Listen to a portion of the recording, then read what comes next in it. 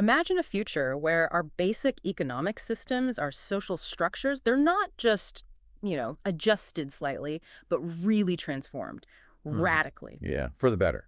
For citizen well-being, for cultural flourishing. Exactly. And what if the U.S. united, really united across the political spectrum, just decided, okay, let's do this. Let's roll out a whole new framework. You're talking about the whole package, right? Creative currency octaves, public trust foundations. Yes, and the Citizens Internet Portal, social zone harmonization, everything, all at once. It's a huge thought experiment, and that's what we're diving into today, isn't it? It is. If we as a nation really decided to go all in on these, let's call them compassionism policies, Mhm.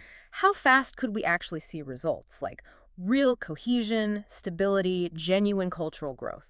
That is the central question. Yeah. We're looking at these two all-in hypotheticals, Right, skipping the usual pilot programs, the years of testing. which sounds wild, I know, but it stems from those simulation analyses we talked about before. Staggering figures, really. They weren't just predicting small changes. They modeled scenarios with massive economic multipliers, social cohesion, levels we just don't see now. Precisely. That's the foundation, the justification, maybe, for thinking this audaciously. And it hinges on this if-then idea. Mhm. Usually big changes happen fast because of a crisis. Think COVID or 9/11. Huh. Laws get passed quickly then. Yeah, crisis mode. But this deep dive flips that. What if?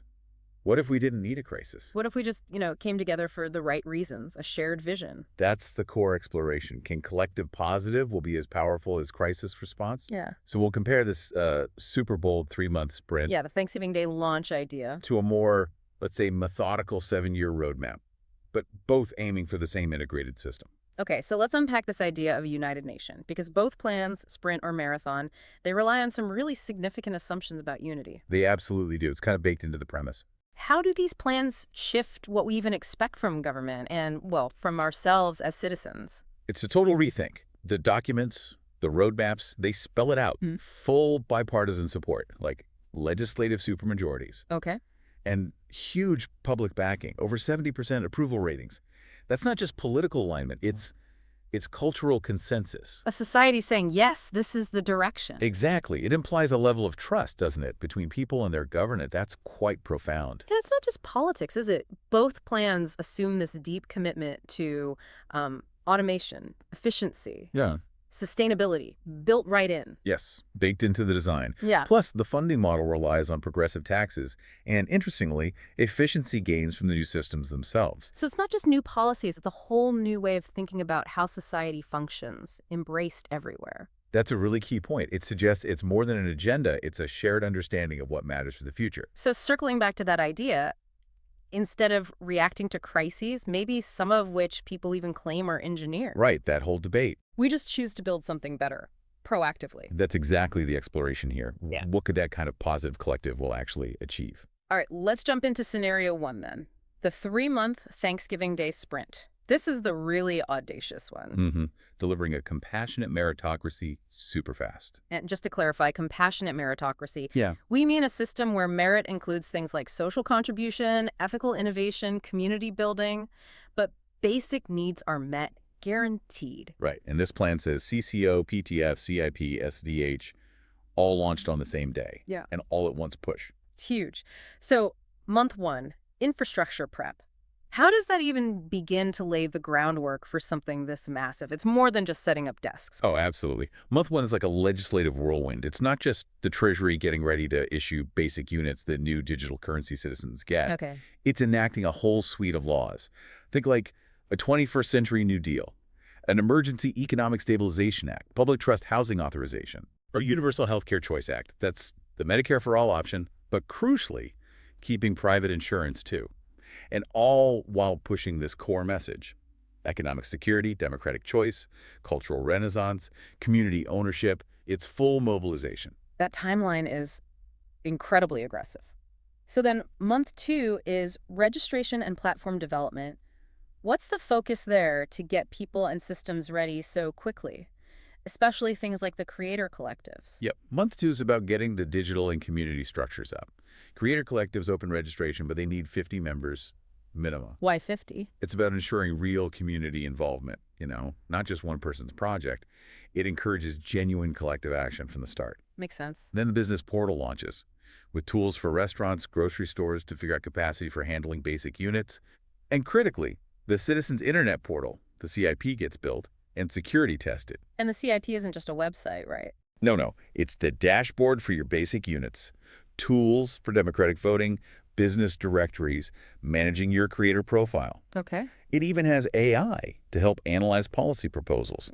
Privacy and democratic control are paramount. Okay. And meanwhile, Public Trust Housing starts acquiring properties, aiming for 50,000 units by launch day. It's like building the entire digital and social nervous system in weeks. So by month 3, final prep and launch, this is where it all has to come together. What are the trickiest bits there leading up to Thanksgiving? Integration, definitely. Making sure all these new systems talk to each other flawlessly, that's huge under pressure. Plus, quality assurance. Then social zone harmonization starts polling communities. What kind of zones do they want? Family-focused. Creative hubs, wellness, traditional. Getting that local input is vital. And of course, testing emergency protocols. What if something glitches? You need backup plans ready. It's all about synchronized readiness for the big day. Okay, launch day itself, Thanksgiving. The plan says 1,000 basic units per adult monthly. But then there's this extra bit. A 1,000 expired basic unit gift for cultural patronage. Why expire? That seems specific. Yes, that's a clever mechanism. Making them expired means you have to spend them quickly, specifically on projects within the creator collectives. So it forces immediate cultural investment. Exactly. It jumpstarts that cultural renaissance piece right away, prevents hoarding of those specific funds. It's meant to create an immediate buzz of activity. And the scale they project is, well, enormous for 3 months. 150,000 restaurants ready, 45,000 grocery stores. 25,000 service providers, 10,000 conversion kiosks, aiming to serve 156 million citizens right off the bat, assuming a 60% opt-in. That's $156 billion in basic units flowing monthly. But the risks. I mean, a sprint like this, the plan has to acknowledge downsides, surely. System bugs, burnout. Oh, it does. Yeah. It explicitly mentions the pressure potentially leading to bugs, staff burnout, and big concerns too, like could the CIP be used for authoritarian control or corporate influence creeping in? How do they propose mitigating that at such speed? Through agile development, constant iteration, 247 teams working in shifts, and crucially, constitutional amendments passed alongside the enabling legislation to protect freedoms explicitly. Okay. But it needs massive resources up front. $500 billion for housing, $200 billion for the healthcare option, $150 billion in reserves. It banks entirely on that unified will and commitment. Right. Okay, let's flip the coin. Scenario 2. The 7-year New American Renaissance Roadmap. This sounds, well, less frantic. It's definitely more methodical, smoother implementation, less disruption, still aiming for that fully integrated CCOPTF-TIP-SCH system, just over 7 years. What's the core philosophy here? Stability over speed. Sort of. It's about delivering benefits as fast as is safely possible, while keeping quality high and public support solid. The roadmap document actually calls it flexible. Flexible how? Well, while 7 years is the conservative plan, if any part can be rolled out faster without sacrificing quality or support, they'll accelerate it.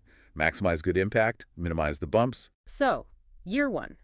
Foundation building and universal basic implementation. What happens on day 1, January 1st? System kicks on. $1,200 in monthly basic units go out to all Americans. It uses existing databases, so enrollment is automatic for many. Okay. And it immediately integrates existing welfare, SNAP, Section 8, WIC, TANF, fold in. Simplify the safety net straight away. Plus, that Medicare for All option starts alongside private insurance. And the creator collectives. They launch too, again with that 50-member minimum to ensure they're community-based right from the start. Distributed creativity. That first step alone, the universal basic implementation, seems huge. How does year 2 build on that? Year 2 is really focused on supporting the transition, helping individuals and businesses adapt. Yes, so. For people, the first few months are awareness, enrollment help. Then months 4-6, they get initial benefits. Months 7-12, full participation kicks in. It's phased. And businesses? Small businesses get grants, like $5,000, plus tax credits to help them integrate the new systems. Big companies join pilot programs first. It's about gradually bringing everyone on board smoothly. Okay, moving ahead. Years 4-5 focus on economic optimization. Labor markets changing. What does that look like? Automation, wages. Yeah, this is where they tackle the future of work directly. They set targets. Maybe healthcare sees 30-40% automation. Right. But their remaining human jobs get a 30-50% wage premium. recognizing that essential human value. Education might be 20–30% automation, 25–40% premium. Infrastructure, maybe 60–70% automation, 20–35% premium. So it's not just about efficiency, it's revaluing essential work. Exactly. Restructuring incentives in a world with more automation. Then years 5, 6, this is the cultural renaissance phase. Oh. And the goals here seem astronomical. Patent applications up 200 and 300%, startups up 150, 250%. Open source projects multiplying 5–10 times. Scientific research output up 50–100%. Yeah. I mean, just imagine the explosion of creativity, of innovation. That's the vision, isn't it? Yeah. A society re-geared towards creativity once basic needs are secure and there are channels like CCO and CIP to support it. Unleashing potential. And it doesn't stop there. Years 6, 7 aim for international leadership. Right. Actively helping other countries adopt similar frameworks. Sharing the open source code, consulting, staff exchanges, joint research. Positioning the U.S. as a model, a helper. So by the end of year 7, what does success look like according to this roadmap? The metrics are pretty striking. They really are. Poverty below 2%, Right. Unemployment down to 2–3%, mostly just people moving between good jobs. Frictional unemployment, yeah. Inequality. The Gini coefficient dropping from around 0.48 now to maybe 0.25, 0.30. That's a huge shift towards fairness. Oh, massive. Democratic participation way up, 75–85%. And environmental progress, a 70% cut in emissions. It paints a picture of, well, a fundamentally healthier, more engaged society. A true renaissance. Yeah. And it considers resilience, too. Crisis response. Yes. Built-in protocols for recessions, natural disasters, pandemics. Adaptability is key. And environmentally, big targets for carbon reduction year on year, plus resource efficiency, like cutting paper use by 90%. It aims for sustainability alongside progress. Okay, let's try and connect these two scenarios. We have the 3-month high-intensity sprint delivering a compassionate meritocracy almost overnight, and the 7-year, more gradual roadmap building towards a new American renaissance, both using the same core components, CCO, PTF, CIP, SCH, but radically different approaches to time. And what's really the common thread, the linchpin for both, is that unprecedented national unity, that political alignment, that public mandate. Which, again, comes back to those simulation figures we mentioned earlier. They suggested this isn't just fantasy, but maybe plausible, highly feasible even, if that collective will could be mustered and sustained. That's the big if, isn't it? How do you generate and maintain that level of unity through such massive change, especially when we're so used to division? Which brings us to the relevance for you listening right now. Why should you care about this, well, this massive thought experiment? I think it challenges our assumptions, doesn't it? About what society is capable of. Can we actually mobilize for something positive, something proactive, with the same energy we use for crises? These plans, whether sprint or marathon, they lay out concrete blueprints.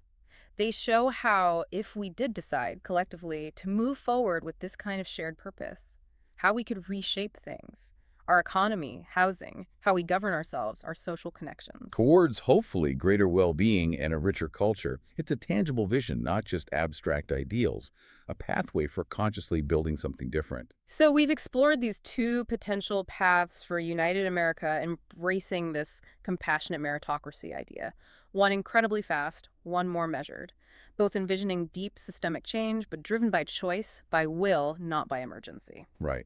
And in a world that often feels stuck with slow, incremental changes, or only acts decisively when disaster strikes, these scenarios really make you pause and think, don't they? They do. What are the real limits on our ability to make rapid, positive change if we truly decide to act together for the right reasons? Is that unified purpose, that collective will, is that the untapped superpower we haven't fully learned how to harness yet?